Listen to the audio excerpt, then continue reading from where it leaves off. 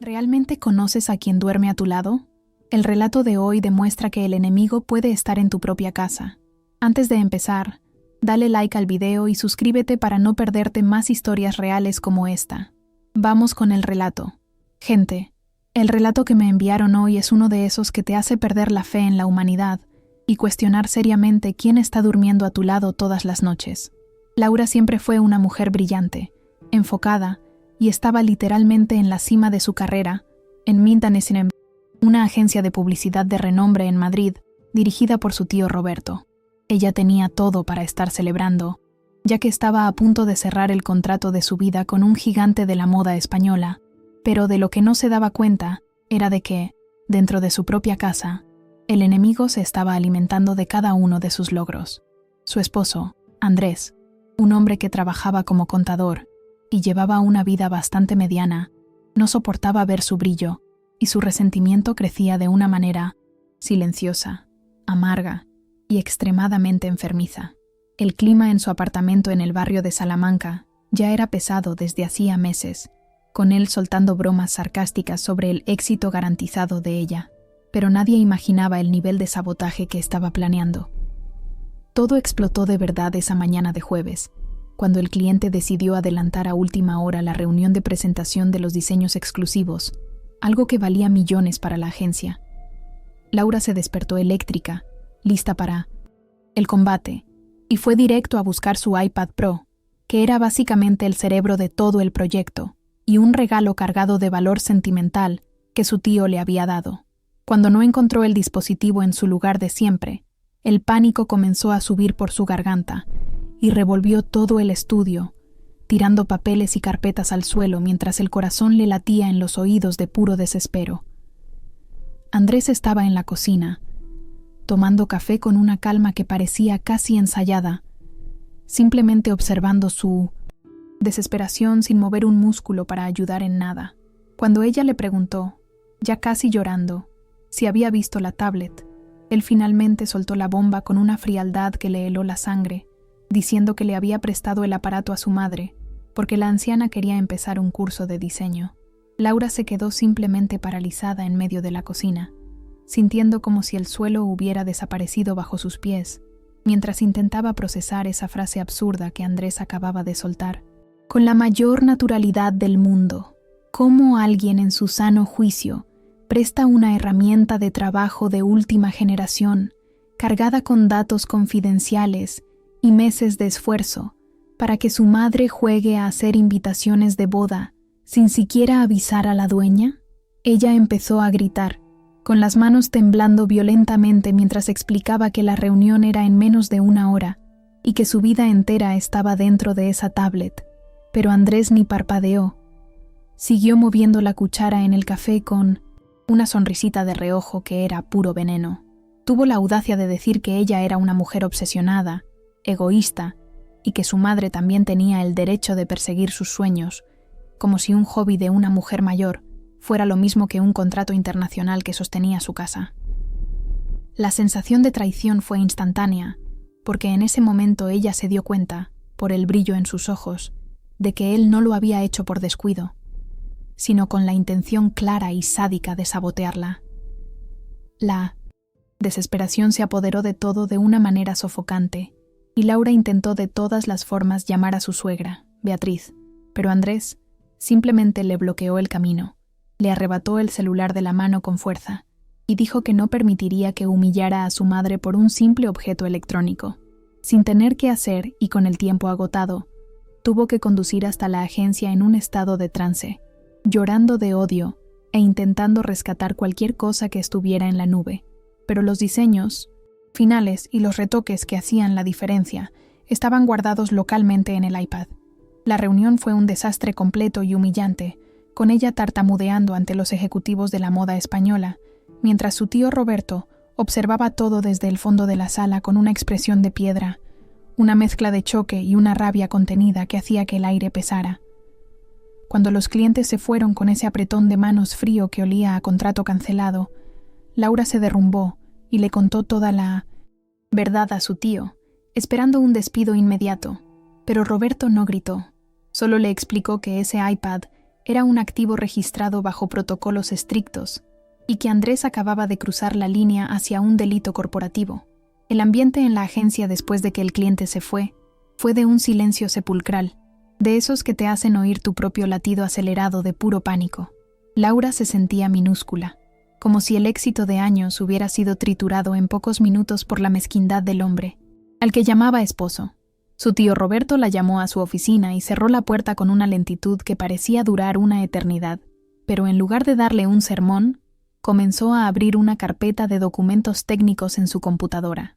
Explicó que el iPad no era solo una tablet, sino un terminal de acceso con seguro contra espionaje industrial, y que lo que hizo Andrés tenía implicaciones legales gravísimas que iban mucho más allá de una ayudita para su madre. Allí, sentada en esa silla de Midnight terciopelo, Laura sintió una mezcla de alivio y pavor, dándose cuenta de que su tío no iba a dejar pasar aquello como un desliz familiar, sino que lo trataría como un ataque directo al patrimonio de la empresa. Roberto le dijo que debía actuar con naturalidad y que resolverían esto de una manera que Andrés nunca olvidaría, empezando por una invitación a almorzar el domingo. Cuando Laura finalmente llegó a casa esa noche, encontró a Andrés tirado en el sofá viendo un partido de fútbol, con una lata de cerveza en la mano y cara de no tener ni un gramo de remordimiento por lo que había hecho. Ni siquiera se molestó en levantarse. Solo preguntó con tono de burla cómo había sido el gran día de la jefa, y si finalmente se había dado cuenta de que el mundo no giraba en torno a ella y sus diseños caros. Laura necesitó cada gota de autocontrol para no explotar allí mismo y gritarle todo a la cara. Pero solo respiró hondo y dijo que las cosas habían sido complicadas y que su tío quería hacer un almuerzo de reconciliación el domingo. Andrés soltó una risa victoriosa, creyendo que Roberto finalmente estaba reconociendo su importancia o queriendo suavizar las cosas después de tanto tiempo de ser ignorado por la élite de la familia.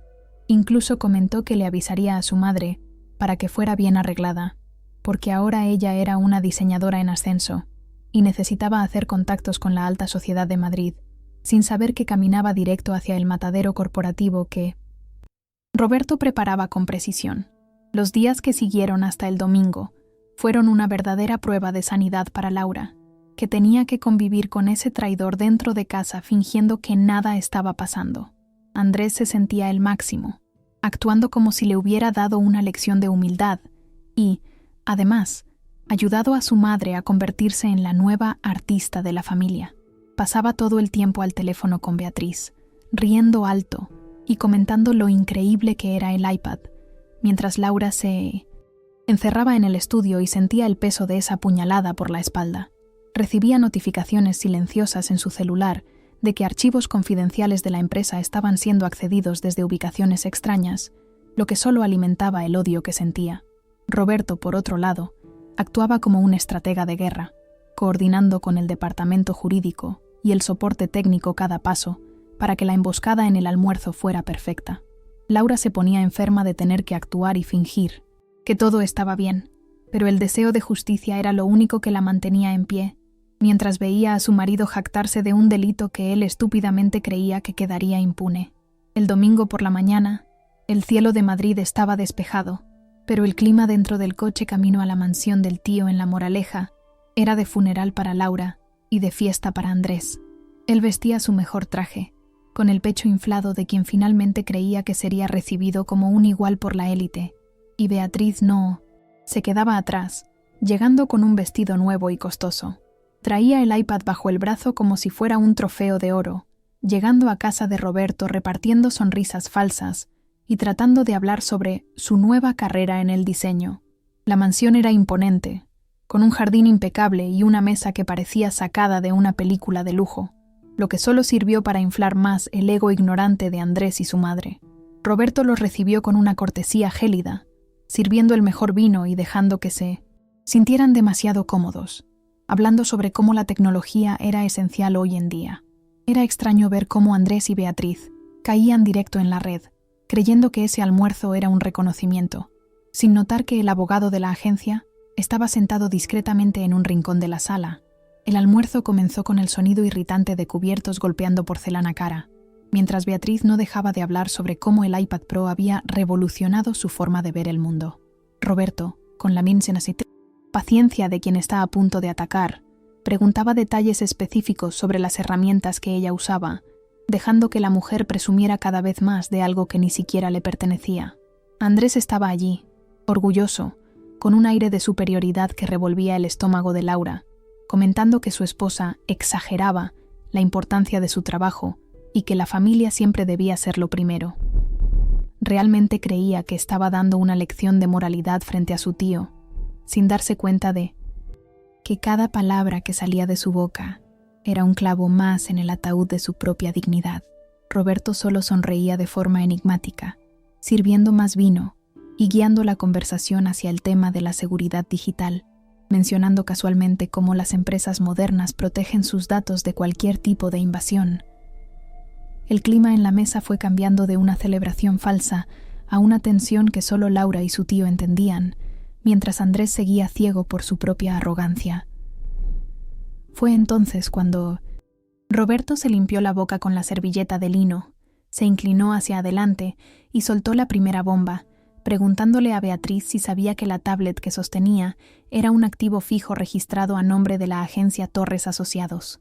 La sonrisa de la suegra se marchitó al instante y miró a Andrés buscando apoyo, pero él también pareció perder el color mientras intentaba balbucear que era solo un regalo de cumpleaños que tenía derecho a gestionar.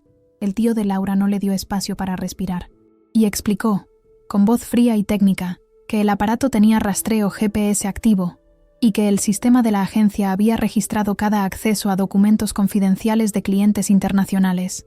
Miró directamente a Andrés y dijo que lo que él llamaba préstamo familiar era, en realidad, una violación de seguridad corporativa gravísima y un robo de propiedad que casi destruyó la reputación de la empresa.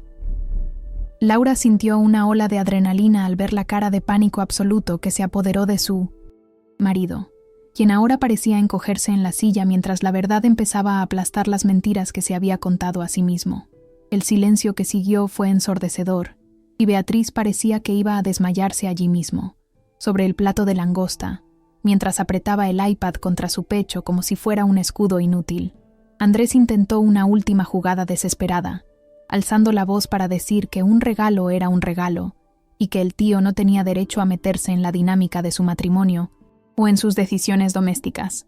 Fue entonces cuando Roberto soltó una risa seca y puso sobre la mesa un informe técnico detallando cada segundo que el dispositivo fue usado fuera de la red autorizada. Explicó que no se trataba de una pelea de pareja, sino de acceso no autorizado a documentos protegidos por leyes internacionales de privacidad que preveían penas de prisión pesadas. La realidad finalmente golpeó a Andrés y esa cara de hombre de la casa que ostentaba desapareció en un segundo, dando paso a una expresión de terror puro. Laura solo observaba todo en silencio, sintiendo una satisfacción fría al ver al hombre que intentó destruir su sustento siendo aplastado por su propia estupidez y la codicia de querer ver a su esposa derrotada. Pero el golpe final, el que realmente le rompió la espalda a Andrés, fue cuando Roberto comentó, como quien no quiere nada, que había cenado con el dueño de la firma de contabilidad donde Andrés trabajaba.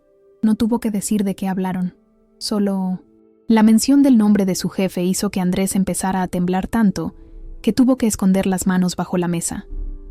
Roberto explicó que, en el mundo corporativo de alto nivel, la integridad es la única moneda que vale algo, y nadie quiere a un contador que sabotea a su propia familia y roba propiedad intelectual. El abogado de la agencia puso un papel sobre la mesa y explicó que tenían dos opciones. O llamaban a la policía allí mismo por robo, o Andrés firmaba una confesión de culpa y pagaba una multa de 5.000 euros para cubrir una auditoría de seguridad completa. Beatriz empezó a llorar desesperadamente, pidiendo perdón y diciendo que no sabía nada, mientras Andrés miraba el documento como si fuera su sentencia de muerte financiera. En ese momento, se dio cuenta de que su intento mediocre de disminuir el éxito de Laura le había costado todo lo que tardó años en construir. Andrés estaba completamente acorralado, con el sudor corriéndole por la frente y los ojos fijos en aquel papel que representaba su ruina total y definitiva. Miró a Laura buscando una gota de compasión, pero solo encontró una mirada gélida y distante, La mirada de alguien que ya se había despedido de esa relación mucho antes de que sirvieran el postre. Sin salida y bajo la presión de la mirada intimidante de Roberto, tomó la pluma con mano temblorosa y firmó la confesión de culpa, aceptando pagar esa multa absurda de 5.000 euros, que le tomaría meses o años saldar. Beatriz seguía sollozando a su lado, intentando devolver el iPad a Roberto, como si el objeto quemara, mientras el abogado recogía los documentos con una eficiencia mecánica que aumentaba la sensación de humillación. Fue una escena patética. El hombre que se creía con derecho a sabotear a su esposa ahora estaba reducido a un criminal confeso, implorando silenciosamente que no llamaran a la policía. En ese momento, Laura sintió que un peso inmenso se quitaba de sus hombros, no por la venganza, sino por la claridad absoluta de que nunca más tendría que disculparse por ser excelente. La salida de la mansión fue el momento más tenso que Laura haya vivido. Un contraste absurdo con la llegada arrogante de pocas horas atrás.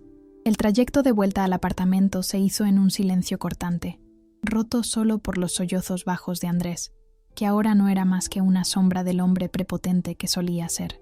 Cuando entraron en casa, el ambiente se sentía extraño, como si las paredes supieran que la farsa había terminado y que aquel lugar ya no era un hogar para los dos.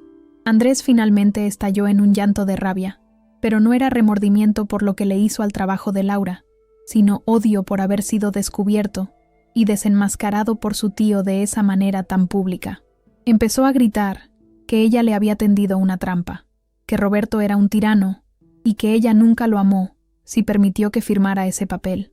Laura solo se quedó observando su brote psicótico, sintiendo una repulsa profunda al notar que la envidia de él era tan estructural que ni siquiera la destrucción de su propia carrera le servía para asumir la responsabilidad. No dijo una palabra, solo se fue al cuarto de invitados y cerró con llave, decidiendo que ese sería el último día bajo el mismo techo. Aquella noche fue una pesadilla para Laura, que se quedó mirando el techo mientras oía los pasos pesados y los refunfuños de Andrés en la sala. Finalmente le cayó el 20 de que había estado durmiendo con un enemigo declarado durante 4 años, alguien que veía cada éxito de ella como una afrenta personal y cada fracaso como un trofeo. Empezó a repasar mentalmente todas las veces que él hizo comentarios despreciativos sobre el tiempo que ella pasaba en la oficina o cómo minimizaba la importancia de los premios que ganaba. Era doloroso darse cuenta de que el amor que él decía sentir estaba condicionado a que ella fuera inferior, a que estuviera siempre un escalón por debajo para que él se sintiera el proveedor. Su envidia era tan profunda que prefirió arriesgar la seguridad financiera de su hogar y la reputación de su esposa solo por el placer sádico de verla humillada frente a su tío y sus clientes. En esa oscuridad, Laura sintió una náusea física al comprender que el hombre que juró protegerla era, en realidad, la mayor amenaza para su felicidad y su sustento. En cuanto salió el sol, Laura no esperó a que Andrés despertara. Tomó una maleta pequeña con lo esencial, dejó su alianza sobre la mesa de centro y se fue, sin mirar atrás. Llegó a la agencia mucho antes del horario, con ojeras profundas pero con una claridad de pensamiento que no sentía hacía mucho tiempo.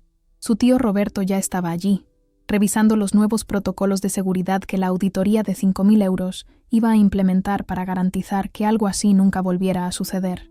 El clima en la empresa era de urgencia y el equipo de Laura se unió de forma impresionante para rehacer cada detalle del proyecto que había sido saboteado días antes. Mientras ella se sumergía de cabeza en el trabajo, su celular no dejaba de vibrar con mensajes desesperados y furiosos de Andrés, quien acababa de descubrir que su acceso al sistema de su propia empresa de contabilidad había sido revocado. Su castillo de naipes se estaba derrumbando a la misma velocidad con la que Laura estaba reconstruyendo su propia vida sobre bases mucho más sólidas y honestas. El papeleo del divorcio se tramitó más rápido de lo esperado, y Laura no dio ni un centavo de margen para negociaciones, ya que tenía esa confesión firmada que valía oro en cualquier tribunal. Se mudó a un departamento temporal y enfocó toda su energía vital en reconquistar al cliente de moda, trabajando noches enteras con una garra que parecía venir de un lugar de pura supervivencia. Su tío le dio todo el apoyo necesario, y en la nueva presentación, Laura simplemente brilló de una manera que dejó a los ejecutivos boquiabiertos. asegurando el contrato más grande de la historia de la agencia. La victoria profesional tuvo un gusto agridulce porque, mientras celebraba con su equipo, sabía que el costo personal había sido la destrucción total de su confianza en el ser humano que más amaba. Andrés intentó de todo, desde llorar pidiendo perdón, hasta amenazar con contar mentiras a su familia, pero Laura lo bloqueó de todas partes, dejando que los abogados resolvieran la basura en la que se había convertido su vida. Fue un periodo de reconstrucción brutal, donde tuvo que reaprender a dormir sola sin sentir que alguien odiaba su capacidad. Mientras Laura subía como un cohete en la agencia, Andrés vivía su propio infierno personal, siendo obligado a renunciar a su empleo porque el clima se volvió insoportable tras las charlas del tío Roberto. Se vio sin trabajo, con una deuda de 5.000 euros con la agencia de su exesposa y con su madre, Beatriz, reclamándole por haberla metido en ese lío legal. Beatriz, por increíble que parezca, fue la primera en sentir el peso de lo que habían hecho y empezó a enviar correos largos a Laura, pidiendo disculpas y admitiendo que la envidia de su hijo la había cegado también. Andrés terminó teniendo que vender su coche y mudarse de vuelta a casa de su madre en un pueblo pequeño, derrotado y sin ninguna perspectiva de volver al mercado de lujo de Madrid pronto. Era extraño ver cómo un tipo que lo tenía todo para crecer junto a su esposa prefirió tirar su vida a la basura solo por intentar sentirse potente saboteando su iPad. Laura recibía noticias de lejos y sentía solo una indiferencia profunda, como si aquel hombre al que amó hubiera muerto y fuera reemplazado por un extraño amargado y patético. 6 meses después de todo aquel caos, la vida de Laura parecía otra cosa completamente diferente. Sin ese peso muerto succionando su energía cada día, no solo recuperó la cuenta del cliente, sino que Roberto cumplió su promesa y le dio una participación societaria en la agencia, reconociendo que ella era el verdadero motor creativo del lugar. Beatriz, sorprendentemente, fue la única que pareció aprender una lección real de aquel almuerzo traumático. Realmente empezó a estudiar diseño por su cuenta, ahorró cada centavo y compró su propia tablet sin necesidad de robar el sudor de nadie. Incluso le envió una foto de una de sus primeras invitaciones terminadas a Laura, un gesto simple que sirvió como un perdón silencioso por todo lo ocurrido. Mientras tanto, Andrés desapareció del mapa, viviendo una vida mediocre lejos de Madrid, probablemente todavía culpando al mundo entero por el agujero que él mismo cavó con su envidia enfermiza.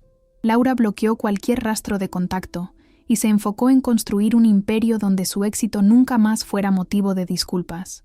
Aprendió que no se puede curar a alguien que siente odio por tu crecimiento y que la única salida es dejar que se ahogue en su propio veneno.